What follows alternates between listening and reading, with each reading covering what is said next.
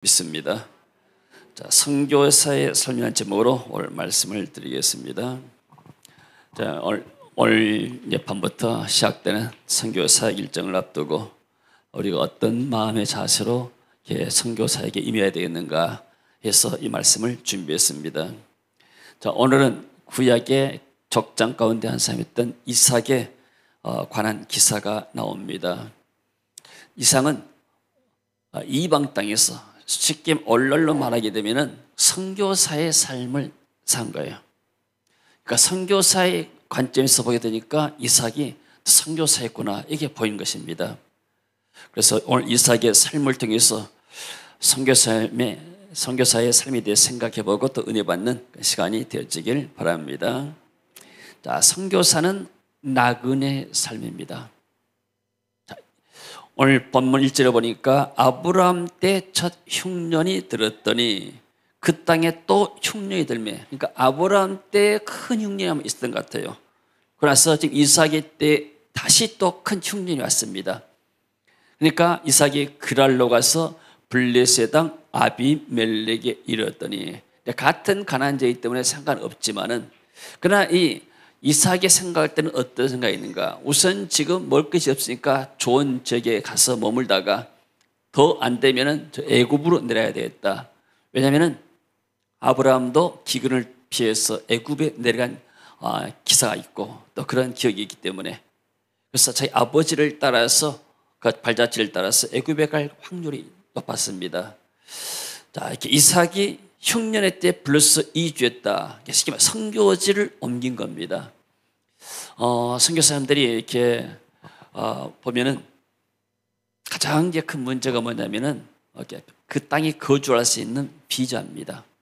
비자를 이렇게 얻기가 쉽지 않고, 어떤 나라는 선교사 비자를 주기도 하는데 어떤 나라는 안 주면은 그냥 거기에 무슨 사업이나 사업가나 아니면 학생 신분으로 들어가가지고 사역을 하는 경우가 있습니다. 그래서 항상 이 선교사 삶은 움직이는 삶이고, 그리고 여러 가지 두려움 가운데 또 위험의 그런 요소 가운데 있는 것이죠. 그래서 2절에 보니까 하나님께서 애굽으로 가는 길을 막으셨습니다. 2절 같이 한번 읽어봅니다. 여호와께서 이삭에게 나타나 이르시되 애굽으로 내려가지 말고 내가 내게 지시하는 땅에 거주하라. 자, 하나님이 이삭이 다시 가나안 땅을 떠나서 애굽으로 갈 것을 이렇게 막으신 겁니다. 사람들이 생각할 때 내가 좀 환경이 어렵고 경제가 안 좋고 힘들게 되면은 언약을 놓치는 경우가 많습니다. 이 원인이 환경 때문에 그런다 생각할 수 있어요. 지금 불경기 때문에 여러 가지 세계적으로 어렵기 때문에 그런다. 물론 그것 또한 원인이 될 수 있지만은, 그러나 그러다 보게 되면은 하나님 앞에서 언약을 놓치고 예배를 놓치고 어떤 하나님이 주신 미션, 사명을 놓친 경우가 많습니다. 그래서 하나님은 분명히 이 가나안 땅을 너에게 주었다고 약속했기 때문에 이 이삭에게 막습니다.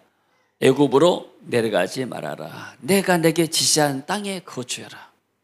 그럴 때 하나님께서 이삭을 축복하시다고 약속하시게 되죠. 자, 3절에 보니까 하나님께서 다시 또 약속을 주십니다. 내가 이 땅에 거류하면 내가 너와 함께 있고, 다른 말로 하게 되면 네가 이 땅을 떠나고 나게 되면 나는 너와 함께 하지 않겠다, 이런 말도 되지 않습니까? 내게 복을 주고 내가 이 모든 땅을 너와 내 자손에게 주리라. 내가 내 아버지 아브라함에게 맹세한 것을 이루어 내 자손을 하늘의 별과 같이 번성하게 하며 이 모든 땅을 내 자손에게 주리니 내 자손으로 말미암아 천하 만민의 복을 받으리라. 이 말씀은 아브라함을 통해서도, 자기 아버지 아브라함을 통해서도 이삭이 수없이 들었던 말씀입니다. 그 말씀을 하나님이 다시 한번 새롭게 해줍니다. 이는 아브라함이 내 말을 순종하고 내 명령과 내 계명과 내 윤리와 내 법도를 지켰습니다. 그래서 너희 아버지 아브라함이 내 말에 순종한 것처럼 너도 이렇게 하게 되면은 반드시 내가 너희 후손들을 복을 주겠다. 할렐루야. 우리가 하나님의 말씀에 순종하게 되면은 하나님이 우리에게, 우리 자손들에게 복을 줄 줄로 믿습니다. 할렐루야. 자, 그리고 이 선교사의 삶은 생명에 대한 두려움이 많습니다. 많은 어려움들이 있게 되고 사건 사고도 있게 되고 미국 같은 데도 총기가 소요되니까 뭐 총기 사고가 많이 나잖아요. 후진국들은 나름대로 여러 가지 문제들이 있습니다. 우리가 이렇게 오래전에 아프리카 탄자니아에 갔었습니다. 이제 탄자니아 갈 때 그쪽에 이제 비행기 내려가지고 국경을 이렇게 차로 가네요. 선교사님 차로 가는데 너무나 길이 멀기 때문에 중간에 어떤 선교사님 집에 들렸습니다. 그분이 말하기를 한국에서 선교비가 와가지고 금고에다가 돈을 넣어놨다는 거예요. 근데 권총 든 사람들이 와가지고 금고를 거기서 열 수 없으니까 뭐 리어커 같은 거 다 끌고 와가지고 자기 금고를 가져갔다고. 그래 가져갈 때는 아무 말도 않고 가만히 놔두고 그냥 보고만 있었다고 그래요.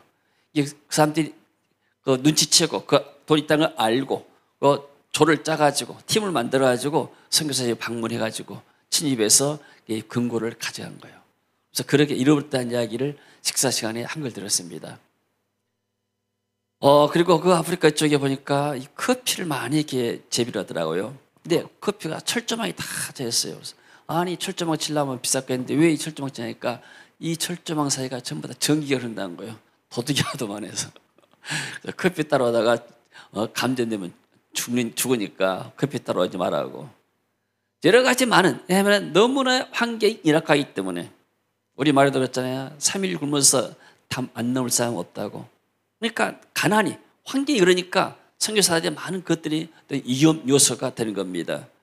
근데 이삭은 어디에 대한 두려움이 있었는가? 같이 읽어봅니다. 이삭이 그라에 거주하였더니 그곳 사람들이 그의 아내에 대해 물으매 그가 말하기를 근데 누이라 했으니 마치 아브라함이 또 아비멜렉에게 속였습니다. 한번 자기 아내 사라를 누이라고 했잖아요. 리브가는 보기에 아리따움으로 그것 백성이 리브가로 말미암아 자기를 죽일까요? 그런데 아내라기를 두려워함이었더라. 그래서 아내라 하게 되면은 아내를 뺏어갈 수는 없으니까 이삭을 죽이고 아내를 데리지 않을까 그런 두려움이 온 거예요. 왜냐하면 이삭은 그 당시에 나그네이기 때문에 오늘날 말하면 어떤 이렇게 뭐 거류 빗자를 받지도 않고 그냥 관광 빗자도 받지 않고 그냥 거주하는 사람. 그러니까 신분이 확실히 보장이 안 된 사람이에요. 이삭이 거기 오래 거주하였더니 이삭이 그 안에 리브가를 깨하는 것을 블레스다고 아비멜렉이 창으로 내다본지라. 이 아비멜렉이 이삭을 불러 이르되 그가 분명히 내 아내거를 어찌 내 누이라 했느냐. 이삭이 말하죠. 내 생각에 그로 말미암아 내가 죽게 될까 두려워함이로다. 생명에 대한 위험이 있습니다. 항상. 자, 그래서 선교사는 어떤 면에서는 그 땅에 죽으러 가는 거예요. 죽으러. 그래서 죽음을 두려워하지 않고 생명을 내걸고 하기 때문에 거기서 이게 버티고 살고 또 살아갈 수 있는 것이죠. 자, 그래서 이삭도 마찬가지로 그의 가족과 또 가족들이 있고 또 어떤 재산들이 있었지만은 그래도 그가 가난한 사람들, 블레스 사람들과 더불어서 싸우기는 역부족입니다. 그래서 항상 이렇게 당하는 삶을 살게 된 것이죠. 자, 그리고 나서 보게 되면은 이삭이 이제 실수를 했지만은 그러나 하나님이 보호합니다. 여러분, 실수가 없는 사람이 어디에 있겠어요? 다 실수합니다. 살아가다 보면 큰 실수도 하고 작은 실수도 하고, 왜냐하면 인간의 죄성이 있고 인간은 전능하지 않기 때문에 하다 보게 되면 실수가 할 수 있어요. 그러나 하나님은 이삭이 실수했지만은 그러나 하나님은 이삭을 보호했죠. 아비멜렉이 이르되 내가 어찌 우리에게 이렇게 하였느냐. 백성 중 하나가 내 아내와 동침할 뻔하였도다. 내가 죄를 우리에게 입혔으리라. 아비멜렉이 이 모든 백성에게 명하이르되 이 사람이나 그의 아내를 범한 자는 죽이리라. 하나님이 이 왕을 통해서 이삭을 보호하신 것이죠. 할렐루야.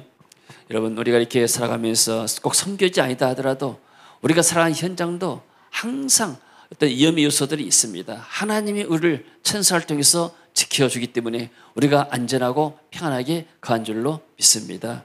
할렐루야.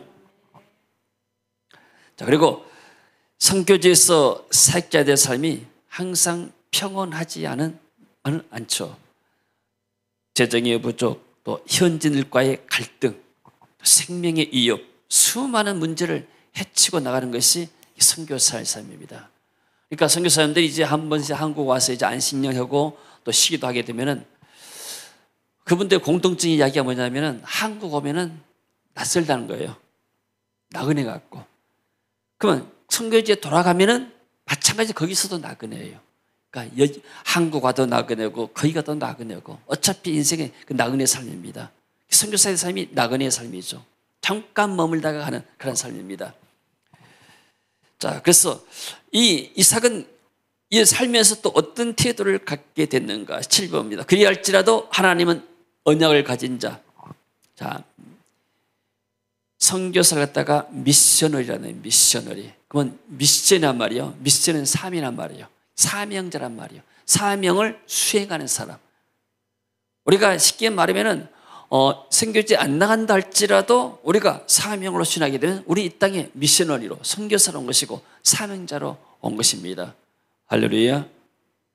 보통 이제 선교사를 구분할 때는 같은 문화권에 있어 복음을 전한 것을 전도라 말하고 타 문화권에서 복음을 전하면 선교라고 말합니다.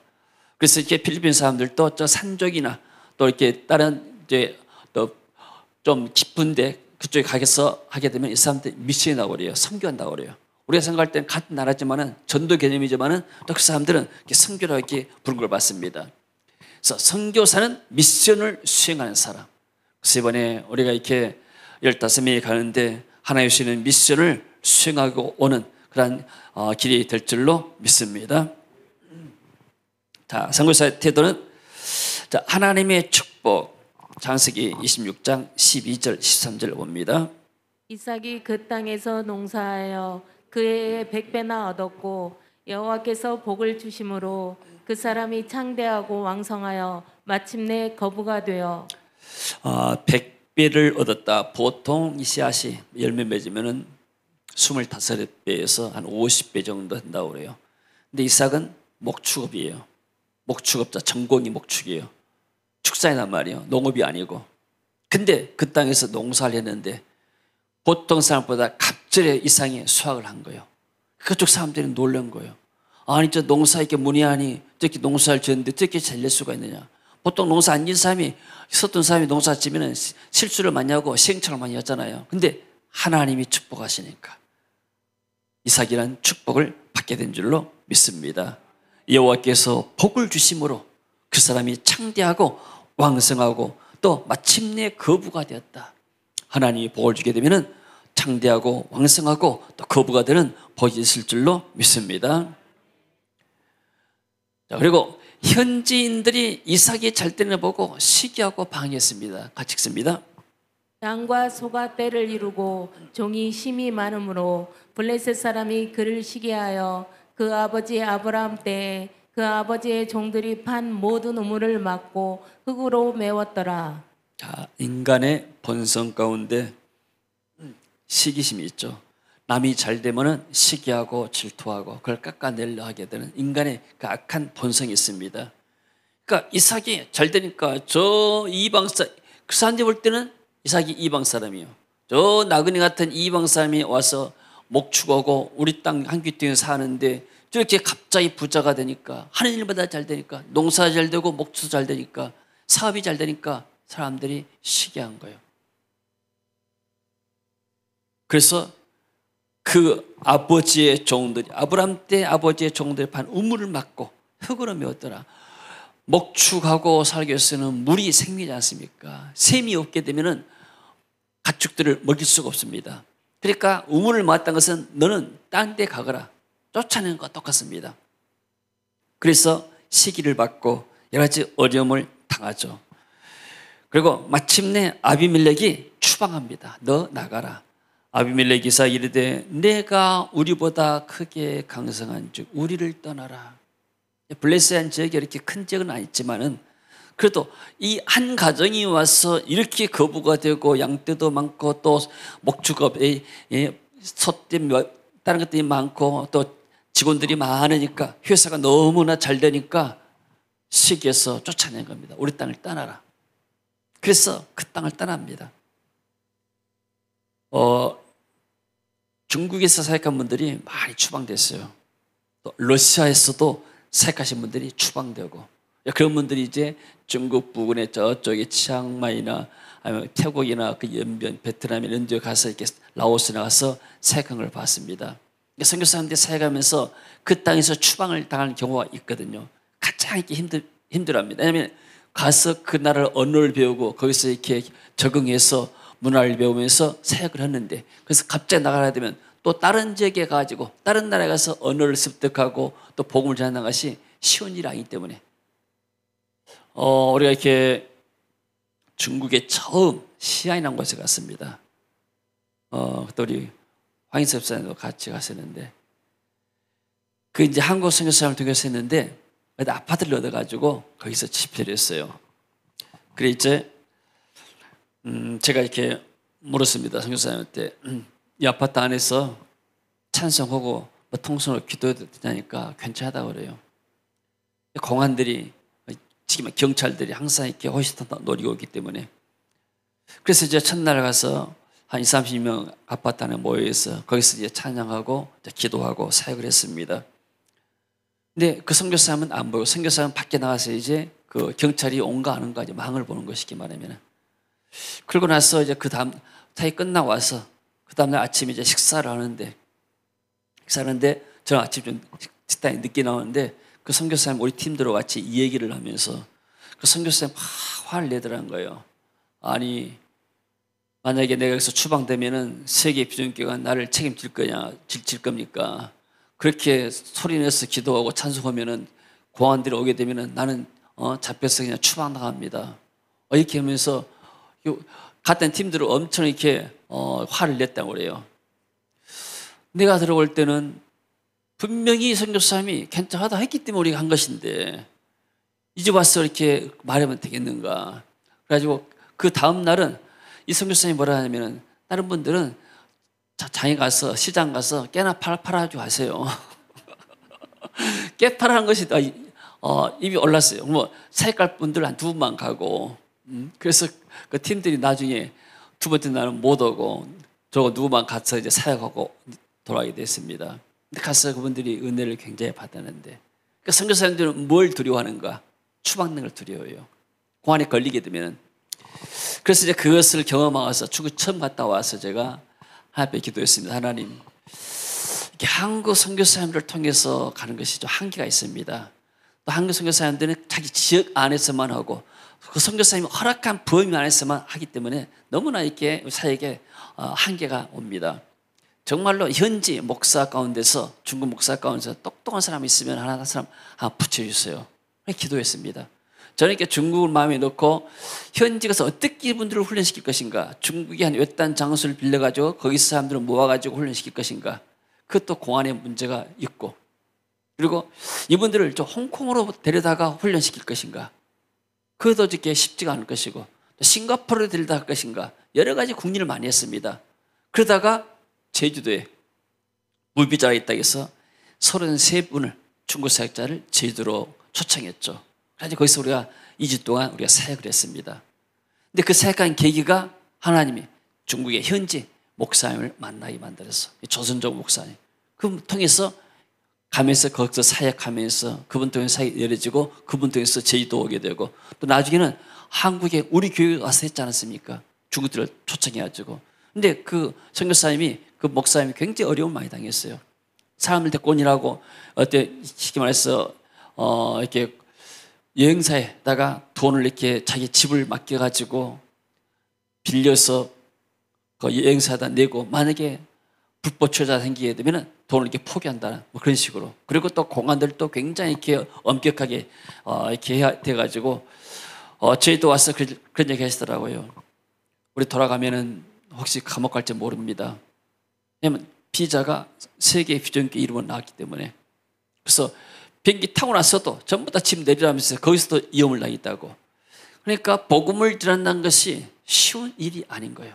현지에서 이렇게 억압받고 이렇게 복음 전하는 현지 사역자들도 있게 되고, 또 선교사들도 마찬가지죠. 그래서 떠나가라 추방한 것이죠. 자, 그다음 볼까요? 그때 이삭이 뭐라 하냐면은 충분히 가능성이 있어. 한번 따져볼 수도 있잖아요. 내가 이만큼 힘이 있고 뭐 하니까. 아니, 당신들이 우리 허락해서 있기 때문에 우리가 나갈 이유가 있겠느냐. 그리고 우리가 이 터전을 다 잡아놨는데 농사도 짓고 목축도 어떻게 하는데 가면 어디로 가란 말이냐. 따져볼 수 있는데 이삭은 두 말 안고 떠났어요. 왜 이삭이 이런 마음이 들었을까요? 이삭은 어렸을 때 자기 아버지와 더불어서 모리아산에 올라서 죽는 경험을 했어요. 저희 아버지가 단을 쌓아놓고 나무를 쌓아놓고 거기다 이삭을 앉혀가지고 불을 지고 나면은 번제로 하나님께 드릴. 그러니까 이미 이삭은 쉽게 말해 십자가에 올라가서 죽음을 경험한 거예요. 쉽게 말하면 죽지는 않았지만은 그러면서 하나님이 살아계시구나. 하나님이 언약가인 삶을 축복하시구나. 그걸 체험하고 몸으로 깨닫는 겁니다. 여러분, 이 소가 이렇게 어렸을 때 송아지 때는 멍이를 하지 않지 않습니까? 근데 이 소도 방목에서 고기를 하려면 멍이 밀 필요가 없어요. 그러나 일을 시키려고 되면 반드시 코를 뚫어가지고 이게 콧줄에서 이 손잡이를 만들어냅니다. 방목에서 키우는 소들은 코 뚫을 필요가 없어요. 그러나 일소를 만들 때는 반드시 코를 뚫어요. 그래야 소가 말을 듣기 때문에. 어떤 면에서는 소로 봐서는 십자가를 통과하는 그런 아픔이죠. 죽음을 경험한 것이죠. 그렇기 때문에 코 뚫고 나게 되면 그 충격이 있기 때문에 주인이 또 어린아이가 이 고삐를 이끌어도 다 따라가게 됩니다. 우리 인간의 본성은 하나님의 말씀에 순종하지 않습니다. 본성이 하나님을 거스려요. 그런데 어떻게 해서 우리가 하나님 앞에 순종해야 되는가? 여러 가지 시험과 환난을 겪고 그러고 나서 하나님께서 내가 철저히 순종할 때 하나님 내게 보낸다는 그 사실을 깨닫게 될 때 우리가 하나님의 말씀에 순종해야 됩니다. 어렸을 때부터 신앙교육 잘 받고 순종을 배운다는 것은 굉장한 이렇게 축복입니다.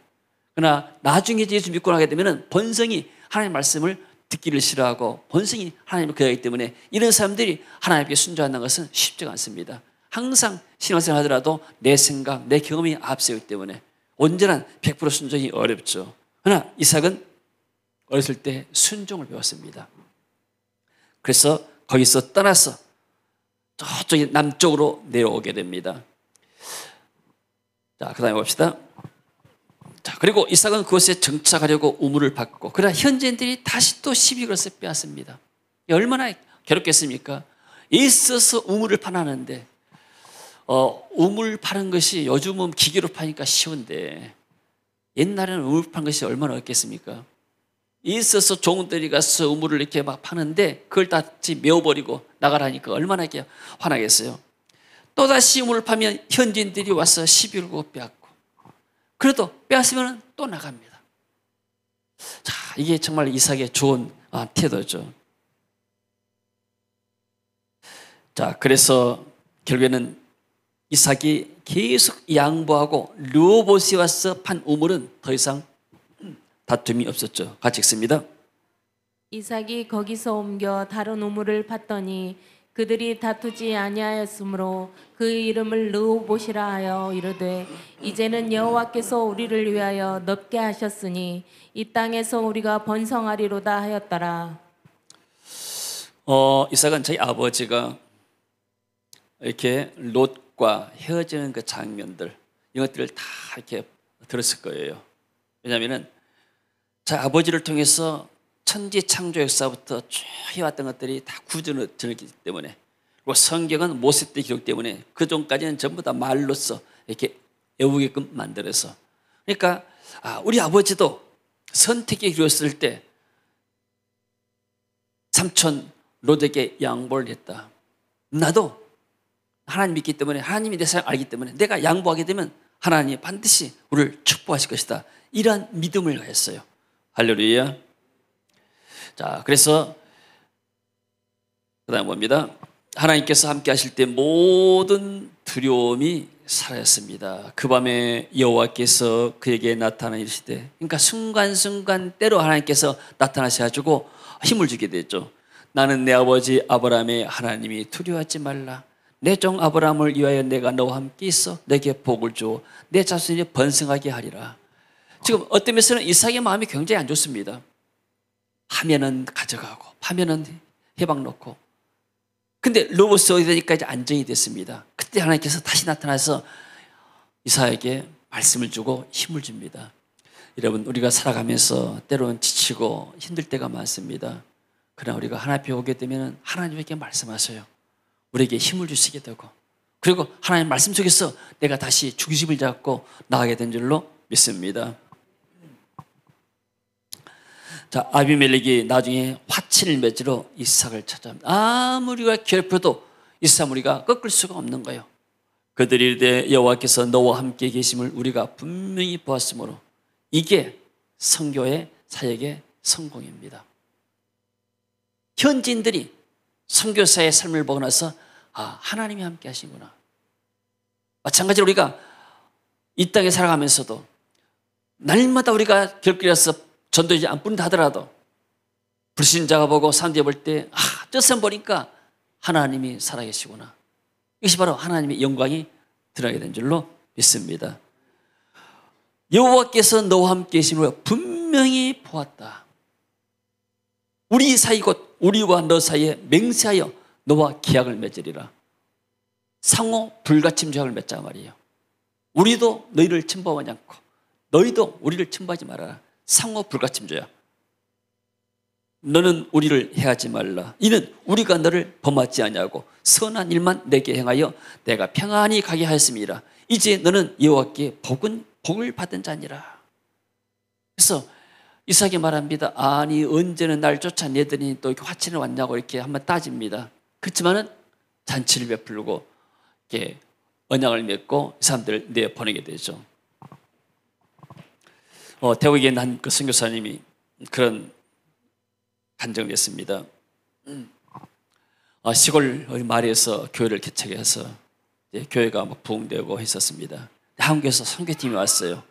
한국 선교팀이 왔는데 한국 선교팀하고 현지팀하고 좀 갈등이 있었던 것 같아요. 좀 다툼이 있어가지고 이 선교사님이 현지인들한테 사역자한테 말했습니다. 그래도 멀리서 온 손님들인데 우리가 양보를 해야지 그렇게 맞서서면 되겠느냐. 이렇게 좀 현지 사역자를 나무랬대요. 왜냐하면 현지 사역자는 자기의 수하에 있기 때문에. 그러고 이제 끝난 줄 알았는데 어느 날 현지 사역자들이 찾아왔대요. 선교사님 이제 이 교회는 우리가 접수하겠습니다. 선교사님 딴 데로 가세요. 야, 여러분이 그런다면 그런 상황이 되면 어떻게 하겠습니까? 이 선교사님이 이 사역자들 다 이렇게 사립이 좋아가지고 생활비 좋아가지고 먹고 살게 만들고 예배당 지어서 예배드리게 만들게 되고 지금도 선교 혼비 받아가지고 이렇게 해나가는데 자기들이 한다고 선교사를 쫓아낸다는 거예요. 그때 이 선교사님이 두 말 없이 좋다. 내가 너희들 다음 달 얼굴까지 죽어가마. 그러면서 거기서 나와가지고 치앙마이로 와서 거기 이제 대학에 들어왔어요. 깨끗이 포기하였습니다. 그러면서 선교사가 생명을 주러 왔는데 현지인들이 달라면 못 주겠느냐. 뭐 더한 것이라도 줘야지. 그리고 이 사람이 뭐 했는가? 날마다 대학에 들어갔어요.